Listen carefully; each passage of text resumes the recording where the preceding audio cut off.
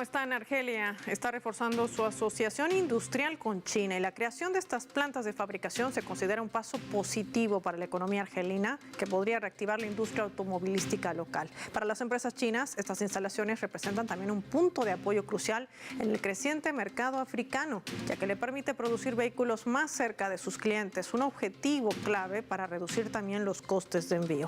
La gran pregunta sobre la mesa hoy, ¿cómo impacta esto a la guerra arancelaria que imprime la administración de Donald Trump? Hoy vamos a analizar los escenarios. Inicia el mapa. Bienvenidos.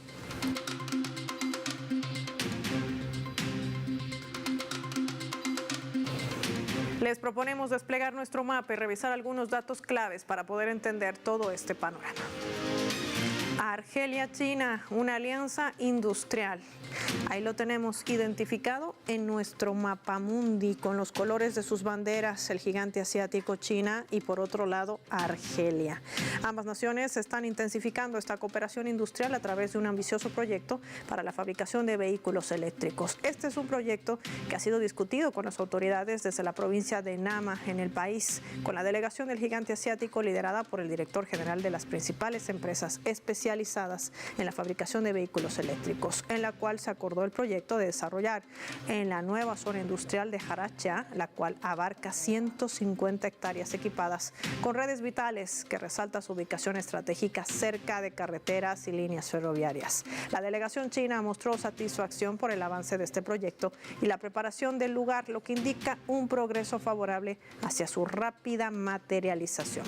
La iniciativa no solo busca satisfacer la demanda local de vehículos eléctricos, con una producción prevista entre 50.000 y 200.000 unidades anuales, sino abrir oportunidades de exportación hacia África y también, ojo, este dato es vital, hacia Europa. De igual modo, la colaboración con Beijing, que además es un socio estratégico con amplia experiencia en el sector, permitirá la transferencia de tecnología y la creación de empleo en Argelia. El proyecto refleja el compromiso del país africano con la promoción de industrias limpias y también sostenibles, marcando un paso significativo en esa diversificación de su economía.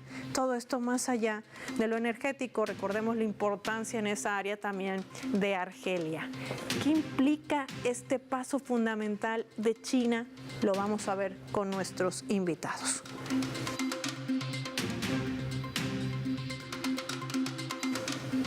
Vamos a recibir en primera instancia, nos acompaña desde Colombia, profesora en economía, Tatiana Gelbes con nosotros. Tatiana, qué gusto tenerla en el mapa. Gracias por su tiempo para Telesur. Bienvenida. Buenas tardes para todos, un gusto estar con ustedes, con su audiencia.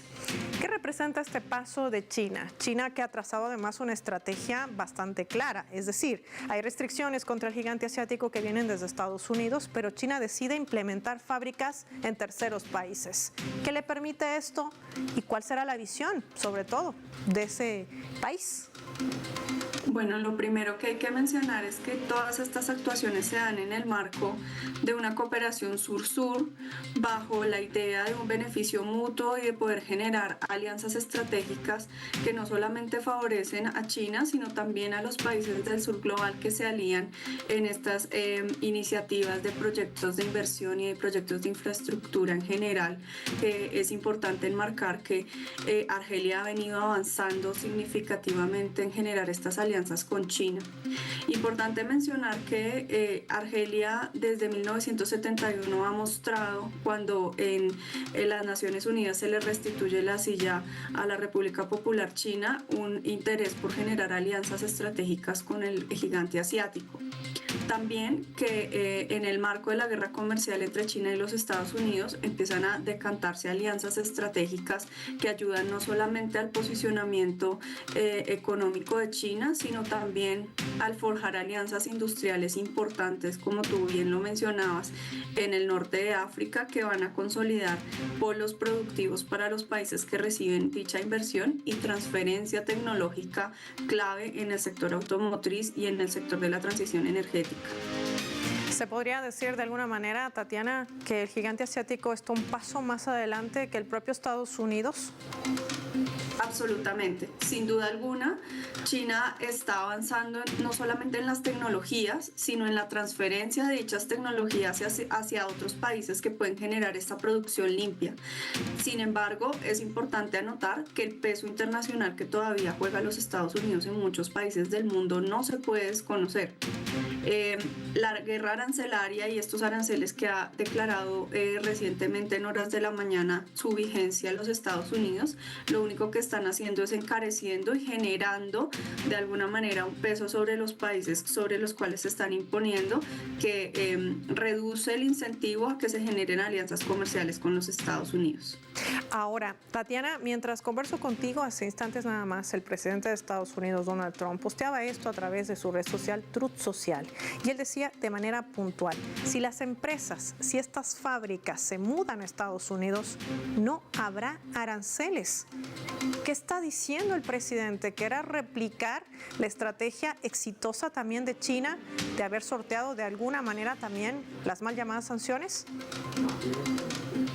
Bueno, aquí hay que mencionar que el punto de partida de China en los años 80, cuando capta inversión extranjera directa del mundo, es unos salarios bajos, con los cuales puede generar unos altos niveles de productividad en la economía internacional. No es la misma situación de los Estados Unidos.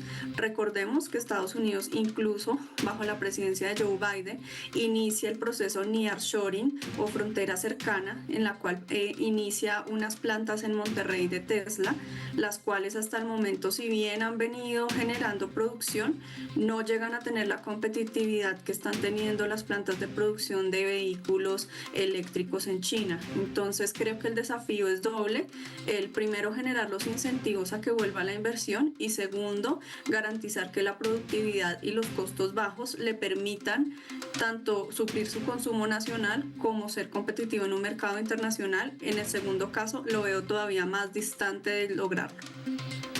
Interesante lo que plantea nuestra invitada Tatiana Gelbes, una radiografía de lo que implica también esta asociación estratégica industrial, interesantísimo dentro de Argelia y también del gigante asiático. Te quiero proponer que marquemos una pausa, pero cuando regresemos también hablemos de las reacciones que genera en otros países la imposición de aranceles como una medida proteccionista de la administración de Donald Trump, y lo vamos a hacer con nuestra invitada. Ya volvemos.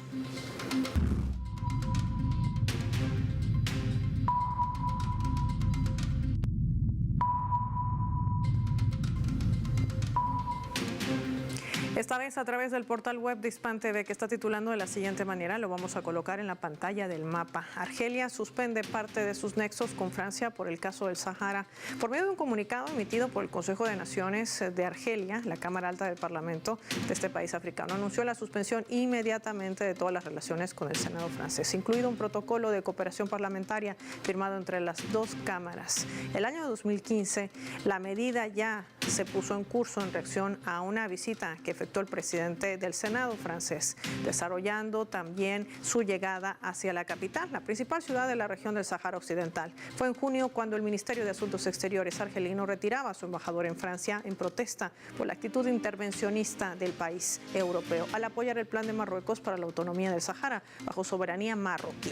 La cuestión del Sahara Occidental ha sido una fuente de tensiones entre Argelia y Marruecos durante cerca de 5 décadas. Marruecos sigue proponiendo una amplia autonomía para esta región bajo su soberanía, mientras que el Frente Polisario pide un referéndum de autodeterminación, una postura apoyada por Argelia, una antigua colonia francesa. Argelia decide ampliar sus horizontes bajo esa cooperación sur-sur, es decir, se suma al barco del surgimiento del mundo multipolar. Ya volvemos.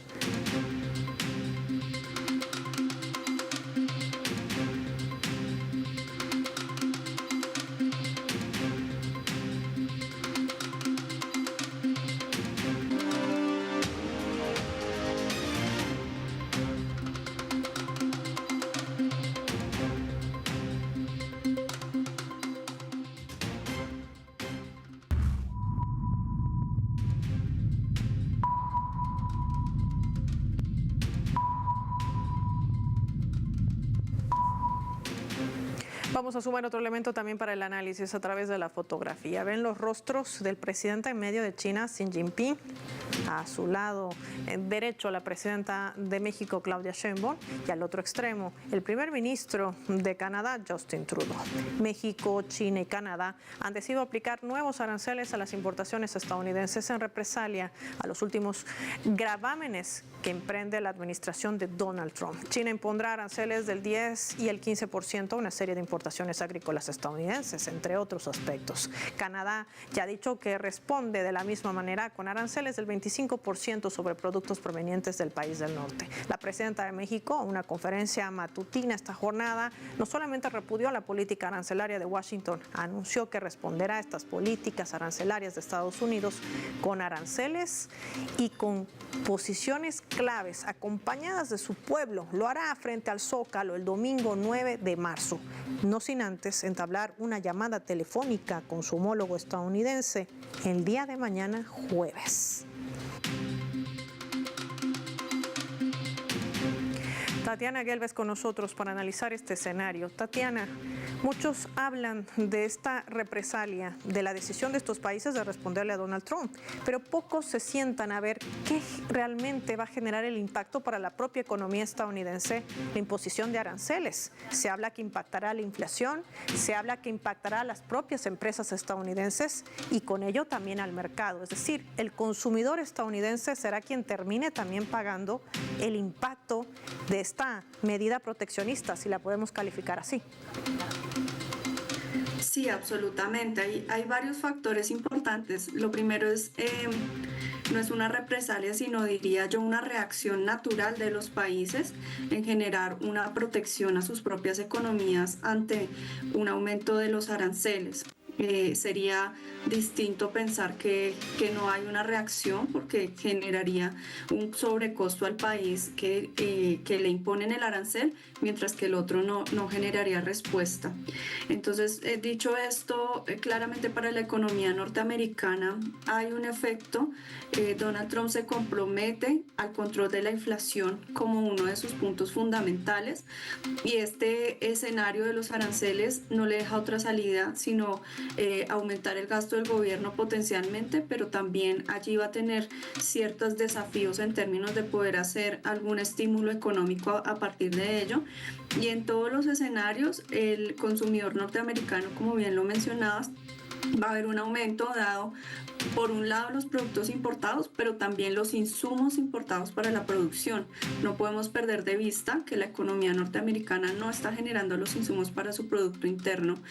Y adicionalmente hay otro elemento que a mí me parece clave y es el cambio y las transformaciones en lo migratorio van a generar que también se disminuya la mano de obra disponible, especialmente aquella de bajo costo.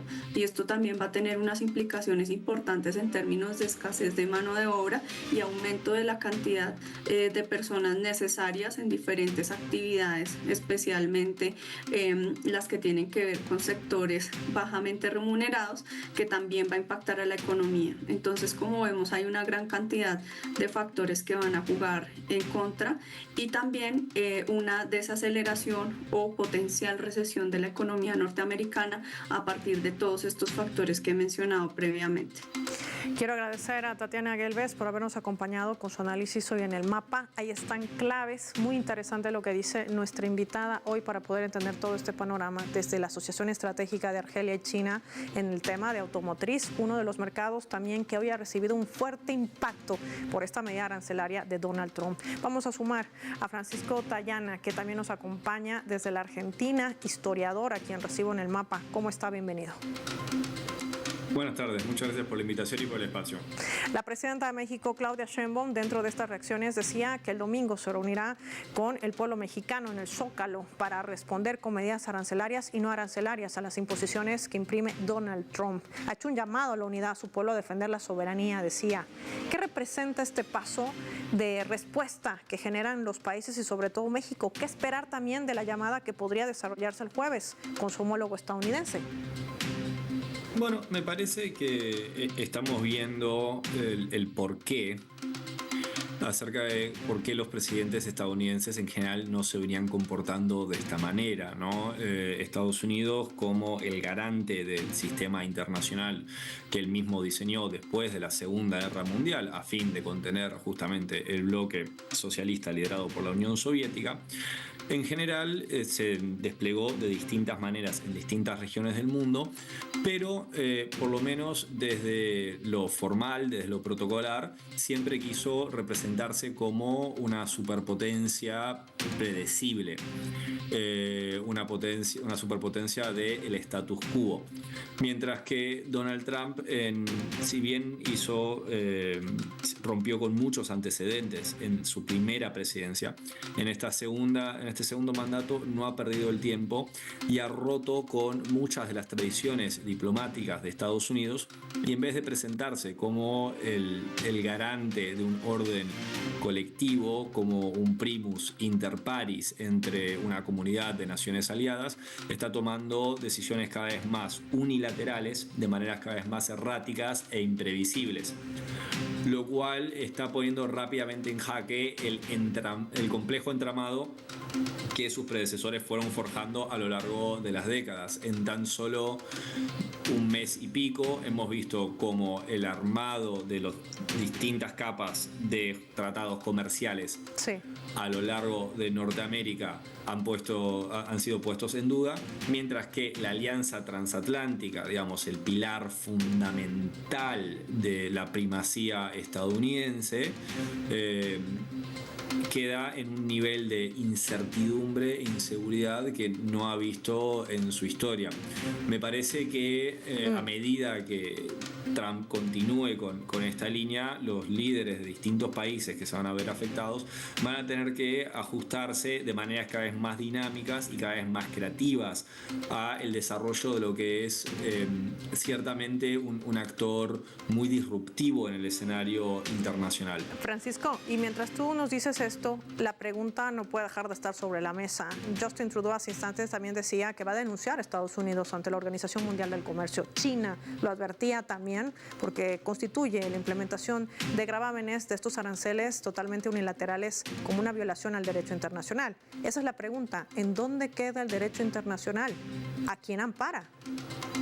Bueno, me parece que en esta implementación de la geopolítica que está llevando adelante Donald Trump, lamentablemente una vez más confirmamos que el principal derecho internacional es aquello que escribió el antiguo historiador griego Tucídides en su gran obra La Guerra del Peloponeso, donde dijo: los fuertes harán lo que quieran y los débiles sufrirán lo que deban.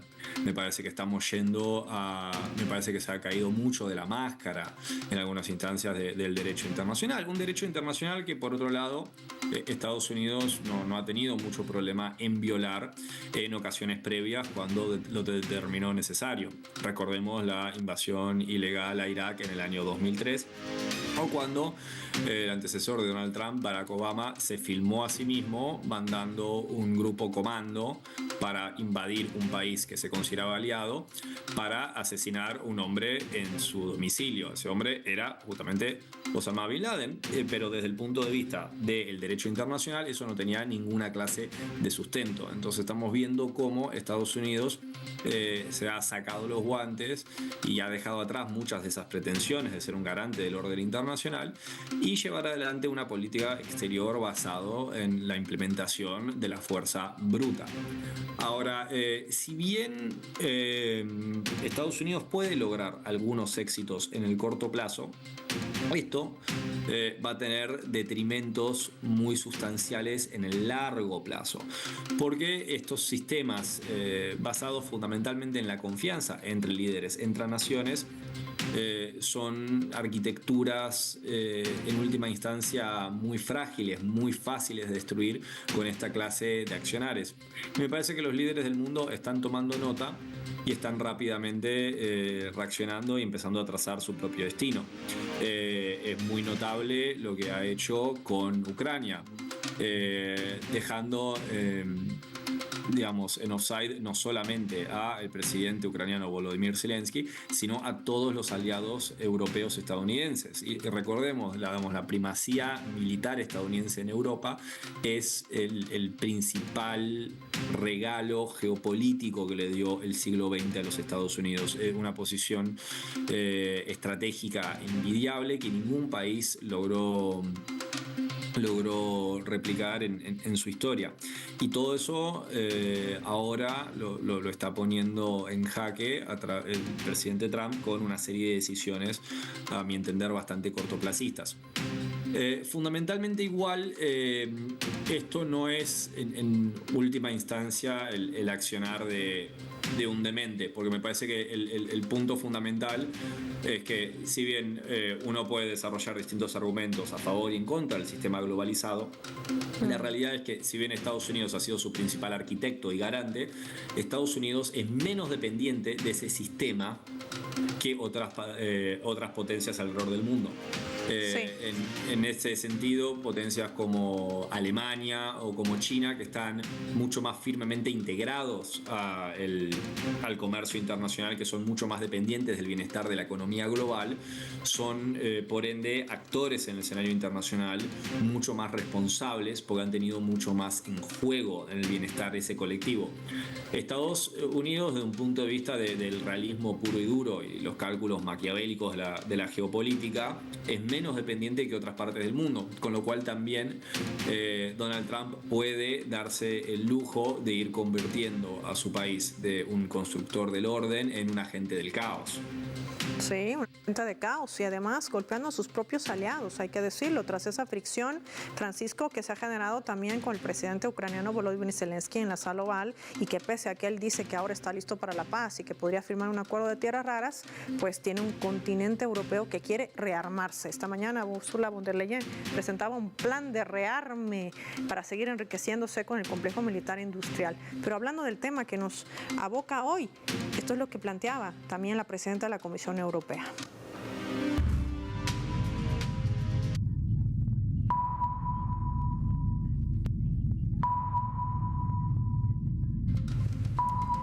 Todo el mundo está enfocado cómo va a responder a los aranceles que ha lanzado la administración de Donald Trump. Esto señalaba en un encuentro con el sector automotriz europea. Ursula von der Leyen decía esto, lo vamos a colocar en la pantalla del mapa. Mientras nuestra propia producción está en vías de aumentar, dice ella, vemos que las baterías importadas son más baratas y por otro lado no podemos permitir que los vehículos eléctricos sean más caros y tampoco podemos permitir crear nuevas dependencias del exterior. La estrategia consistirá también en la introducción gradual de requisitos europeos para los componentes y la venta de baterías.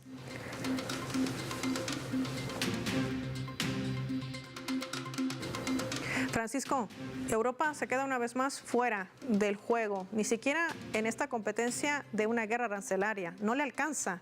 Hoy la bolsa ha registrado una caída del sector automotriz, sobre todo para el continente europeo, una desindustrialización, una recesión de las economías y golpeados también por un aliado como es Estados Unidos, quien también aplicará fuertes aranceles para los automóviles europeos. Sí, en ese sentido, digamos, Europa, gracias justamente al paraguas militar de Estados Unidos, se ha dado el lujo de estar fuera del juego durante décadas. Me parece que si bien la situación en el corto plazo para Europa puede ser ciertamente áspera, la perspectiva de un rearme europeo cambia rápidamente el escenario internacional.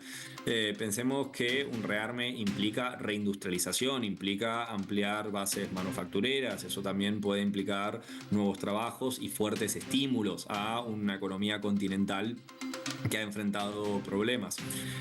Además, si realmente Europa se rearmase y volviese a ser una gran potencia militar de manera colectiva, me parece que ese sería el pilar fundamental al ingreso del sistema global en un mundo verdaderamente multipolar. Porque rápidamente después de empezar a rearmarse, Europa va a empezar a hacerse la pregunta obvia, que es ¿cuál es el sentido de tener que obedecer a los Estados Unidos si nosotros tenemos que pagar por nuestras propias armas?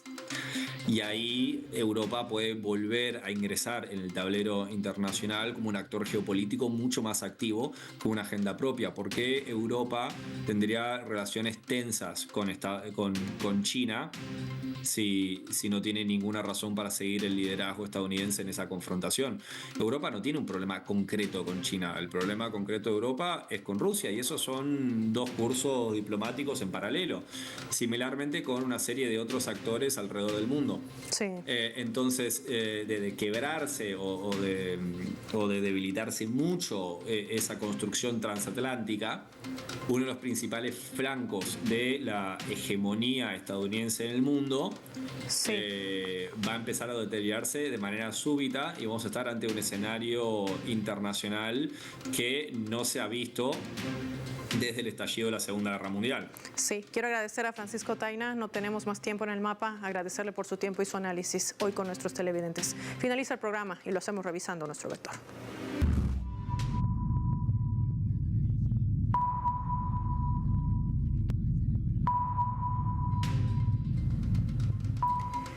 Nuestro radar en el mapa hoy nos refleja las tres claves sobre este tema. 1. Industria. China y Argelia están dando pasos firmes a la producción de automóviles, una manera también interesante de sortear las sanciones unilaterales. La estrategia argelina encaminada a reconstruir su sector industrial sobre bases sólidas y fortalecer sus capacidades exportadoras, más allá de aquel sector energético. Un esfuerzo cooperativo que aspira a alcanzar una capacidad productiva de entre 50.000 y 200.000 vehículos eléctricos anuales, satisfacer una parte significativa de la demanda local y abrir amplias perspectivas para exportar hacia mercados africanos y europeos. 2. Aranceles. La guerra arancelaria de Trump ha entrado en vigor. El presidente de Estados Unidos está promoviendo el proteccionismo económico con estos aranceles, lo cual está provocando respuestas de sus socios comerciales, Canadá y posiblemente también México.